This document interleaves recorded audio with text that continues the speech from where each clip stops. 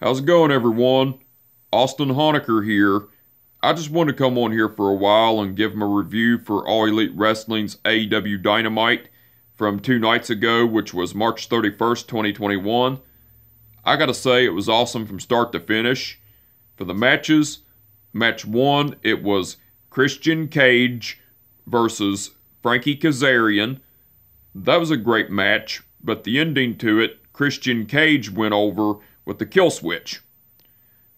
Match 2, it was Cody Rhodes versus QT Marshall in an exhibition match with Arn Anderson as the special guest referee. That was a great match, but the ending to it, Cody Rhodes and QT Marshall fought to a no contest because QT Marshall attacked Arn Anderson with a punch in the face. Well, after the match, QT Marshall left the ring and Dustin Rhodes and the Gun Club, which are Billy, Austin, and Colton Gunn, got in the ring, and while Cody Rhodes was still in the ring, well, Cody Rhodes, Dustin Rhodes, and the Gun Club were all upset and pissed off what QT Marshall done. Well, Nick Comoroto, Aaron Solo, and Anthony Ogogo attacked Cody Rhodes, Dustin Rhodes, and the Gun Club from behind, beating the shit out of them, and they also attacked the other members of the Nightmare family, beating the shit out of them. Well, Aaron Solo attacked Arn Anderson by slamming his arm into the barricade. Nick Comoroto attacked Lee Johnson with, which also forgot to add Lee Johnson was in the ring as well. Well, Nick Comoroto attacked Lee Johnson with a powerbomb onto the stage. And Nick Comoroto ended up getting steel steps on the stage because QT Marshall barked orders at Nick Comoroto, Aaron Solo, and Anthony Ogogo to do these attacks. Well, Nick Comoroto got the steel steps, put him on the stage, and picked Dustin Rhodes up, and went on the stage. QT Marshall executed a pile driver to Dustin Rhodes on the steel steps, and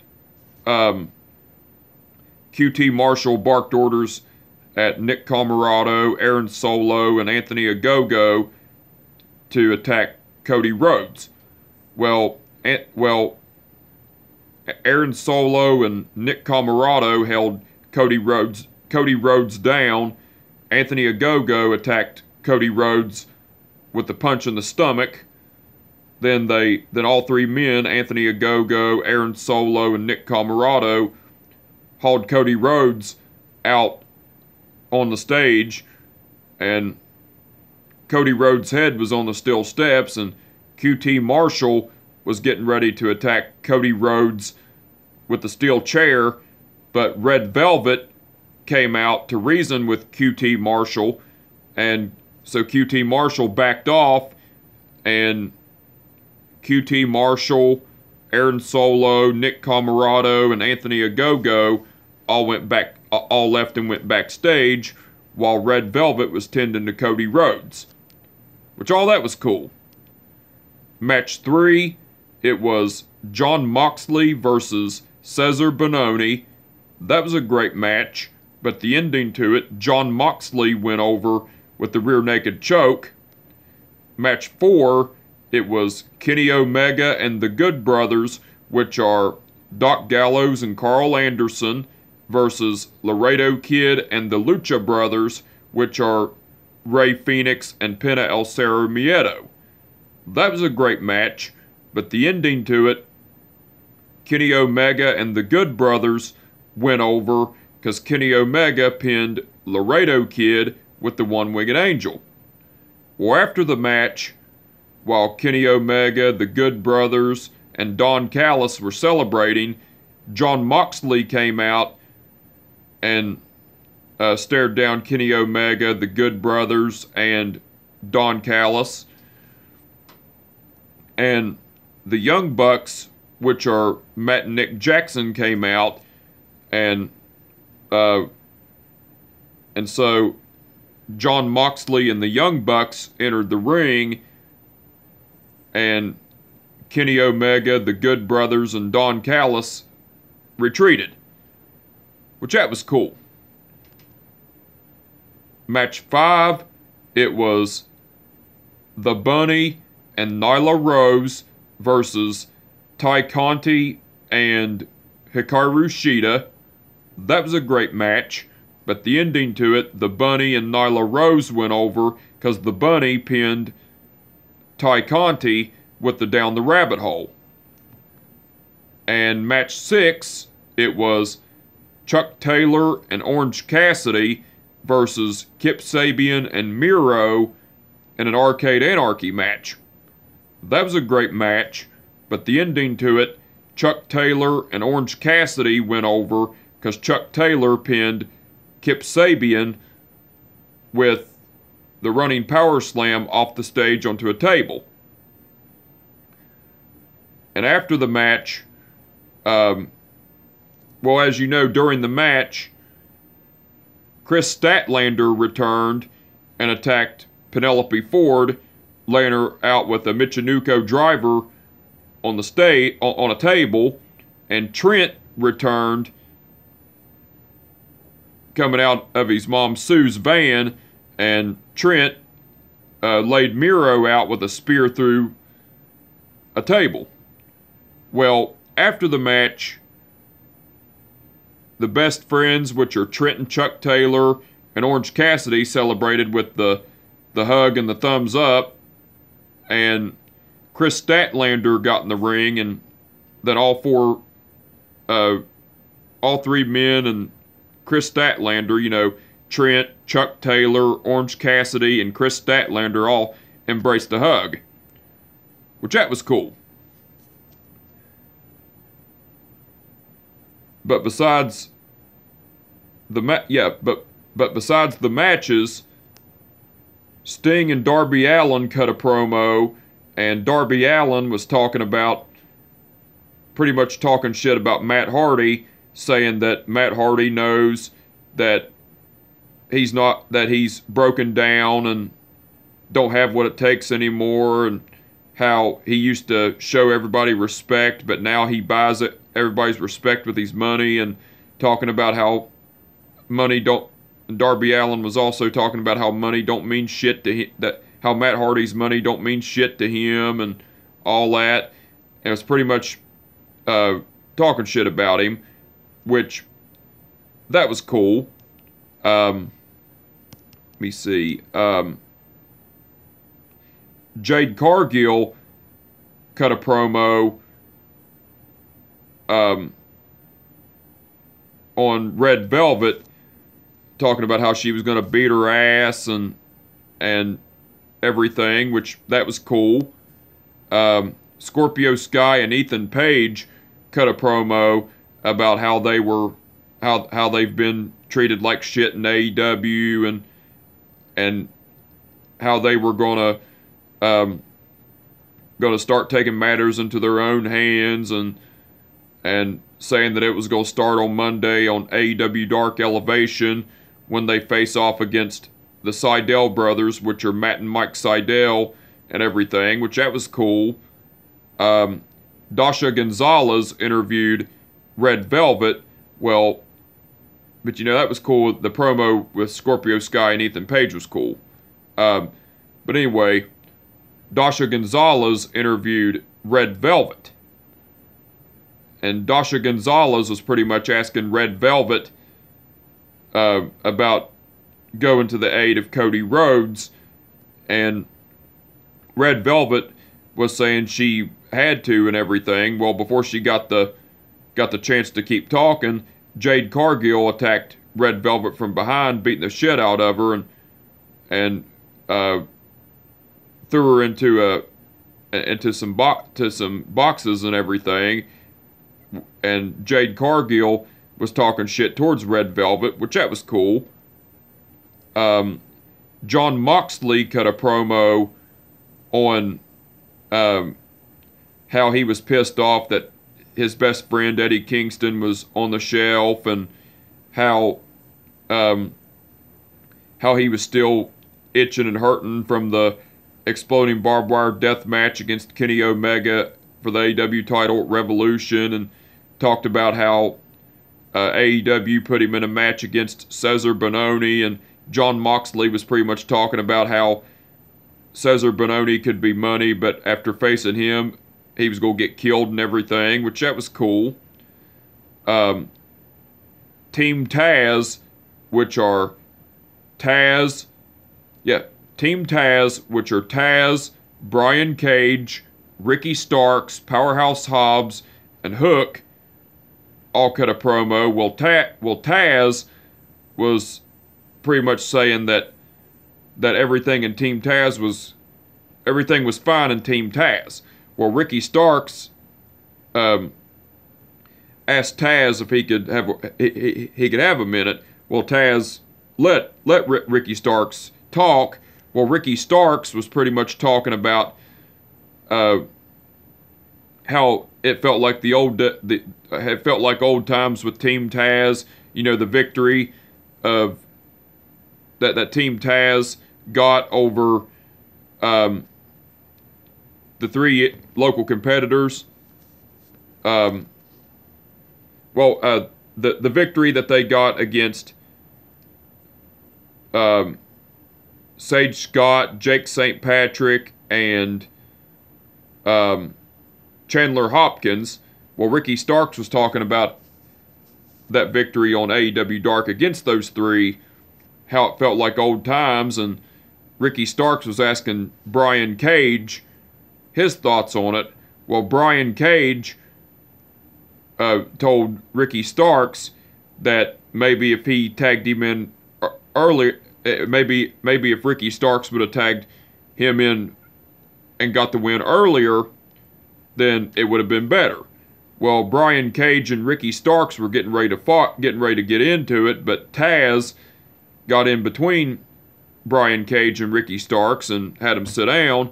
Well, Taz was pretty much saying again that everything was fine in Team Taz, which that was cool.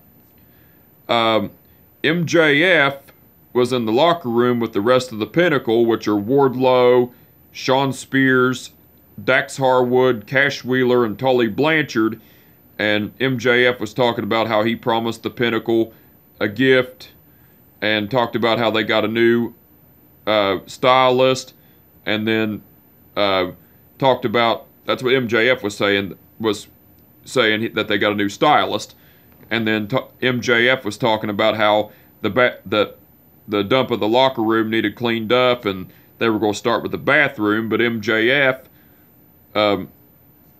said that they got a new interior decorator. Well, MJF opened the bathroom door, and the Inner Circle, which are Chris Jericho, Sammy Guevara, Santana, and Ortiz, were in the bathroom. MJF shut the door and said, "We gotta go," and then MJF told the rest of the Pinnacle again that they gotta go. Well, Jake Hager, while MJF opened the door, there was Jake Hager. Well, Jake Hager punched MJF in the face, and then the rest of the Inner Circle, which are Chris Jericho, Sammy Guevara, Santana, and Ortiz, came out of the bathroom, and a brawl ensued between the Inner Circle and the Pinnacle. Well, Sammy Guevara beat the shit out of Shawn Spears, and Sammy Guevara attacked Shawn Spears with the GTH and then slammed his head into the door, which laid Shawn Spears out. Well, Santana and Ortiz, Jake Hager and Wardlow got in a brawl with each other, and Jake Hager laid Wardlow out with a Uranagi on a table, and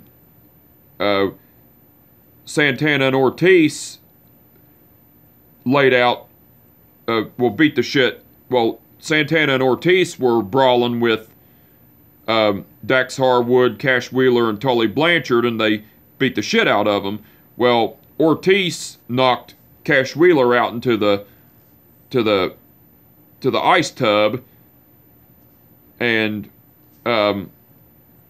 Santana laid Dax Harwood out, beating him to a bloody pulp with a stick. And Santana and Ortiz also laid out Tully Blanchard, beating the shit out of him too. And Chris Jericho and MJF were still brawling in the locker room, and Chris Jericho was beating the shit out of MJF, and Chris Jericho ended up giving MJF a swirly, and then Chris Jericho signaled for Jake Hager, Sammy Guevara, Santana, and Ortiz to attack MJF. So Santana and Ortiz slammed MJF head first into the vending machine. And Chris Jericho was talking shit to MJF, saying that this is our locker room, bitch. And the Inner Circle stood tall. And Santana took off the Pinnacle logo of the locker room and then put it on the Inner Circle. Put the Inner Circle logo on the locker room. Which, that was cool. Let me see. Yeah, that was cool.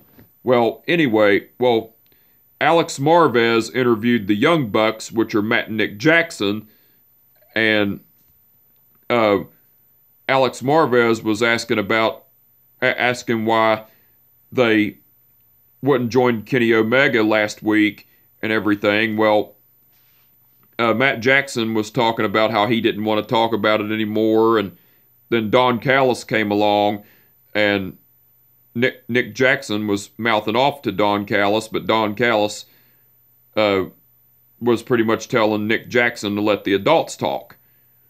Well, Nick Jackson left, and Don Callis told Alex Marvez to get out too, so Alex Marvez did. And Don Callis was pretty much talking shit to Matt Jackson, trying to get him to be aggressive and everything. Well, Don Callis slapped Matt Jackson in the face, and Matt Jackson was getting ready to attack Don Callis, but Matt Jackson backed off, and then Don Callis talked more shit to Matt Jackson and called him pathetic and left. Which that was cool.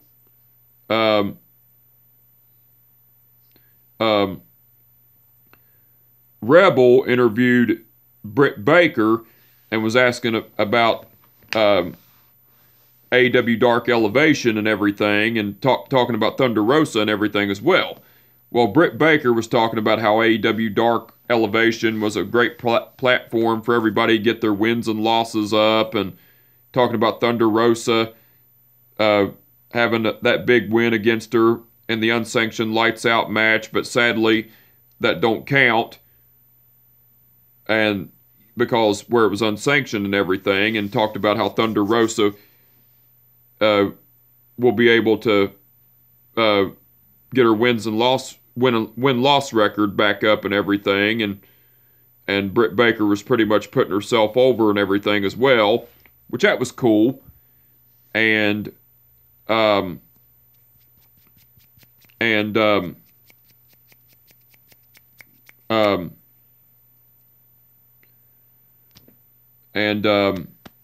to think.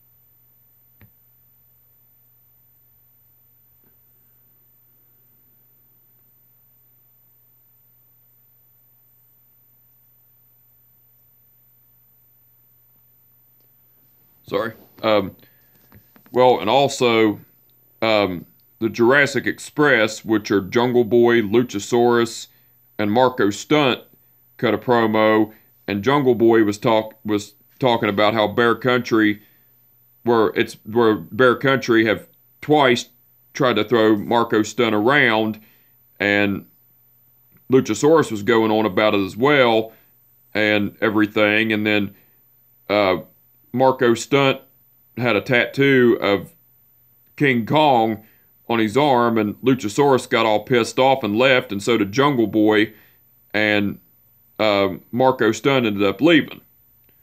Well, Marco Stunt ended up trying to reason with Jungle Boy and Luchasaurus and left as well, which that was cool.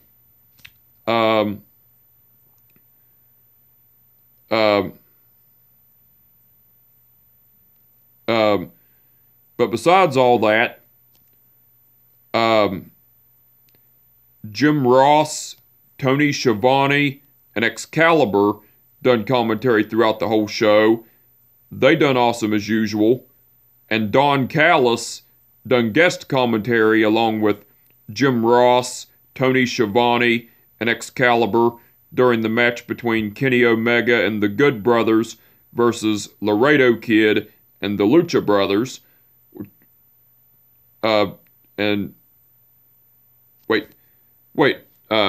But besides the matches and the promos and segments and everything, Jim Ross, Tony Schiavone, and Excalibur done commentary throughout the whole show. They done awesome as usual. And Don Callis done guest commentary along with Jim Ross, Tony Schiavone, and Excalibur during the match between Kenny Omega and the Good Brothers versus Laredo Kid and the Lucha Brothers. Don Callis done great on guest commentary.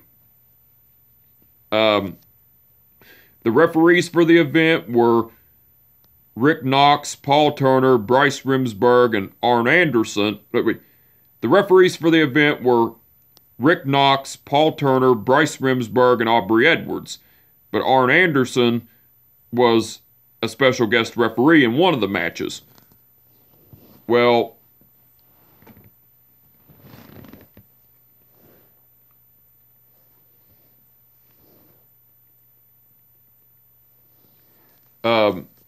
Bryce Remsburg refereed the match between Christian Cage versus Frankie Kazarian. Arn Anderson was the special guest referee in the match between Cody Rhodes versus QT Marshall. Paul Turner was the Paul Turner refereed. The referees for the event were Rick Knox, Paul Turner, Bryce Remsburg, and Aubrey Edwards. And Arn Anderson was a special guest referee in one of the matches. Well, Bryce Remsburg refereed the match between Christian Cage versus Frankie Kazarian. Arn Anderson was the special guest referee in the match between Cody Rhodes versus QT Marshall. Paul Turner refereed the match between Jon Moxley versus Cesar Bononi. Yes, Paul Turner, by the way. Rick Knox refereed the match between Kenny Omega and the Good Brothers versus Laredo Kid and the Lucha Brothers. Aubrey Edwards refereed the match between The Bunny and Nyla Rose versus Ty Conti and Hikaru Shida. And Bryce Remsburg and Aubrey Edwards refereed the match between Chuck Taylor and Orange Cassidy versus Kip Sabian and Miro. Rick Knox, Paul Turner, Bryce Remsburg, and Aubrey Edwards done awesome at refereeing as usual. And Arn Anderson done pretty good as the special guest referee. Okay. The match card for next week's AEW Dynamite, it's going to be, so far it's been announced, it's going to be Darby Allin versus J.D. Drake for the AEW TNT title.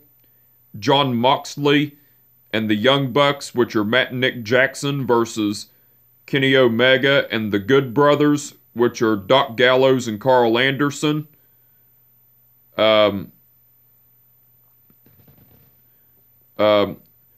The Jurassic Express, which are Jungle Boy and Luchasaurus, versus Bear Country, which are Bear Bronson and Bear Boulder. And the Bunny versus Ty Conti. Those are the matches that have been announced. And also, that's been announced, the Inner Circle, which are Chris Jericho, Jake Hager, Sammy Guevara, Santana, and Ortiz, will be appearing. Will be appearing live. So, the match card for next week's AEW Dynamite looks like it's going to be awesome next week. I'm looking forward to it.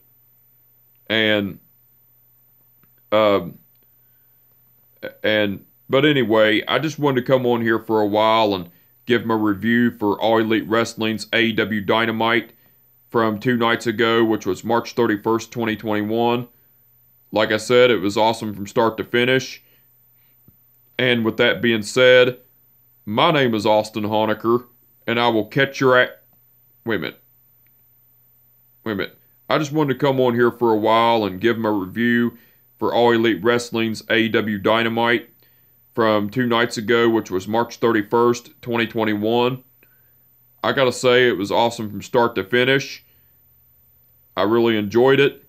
And with that being said, my name is Austin Honecker, and I will catch your ass down the road.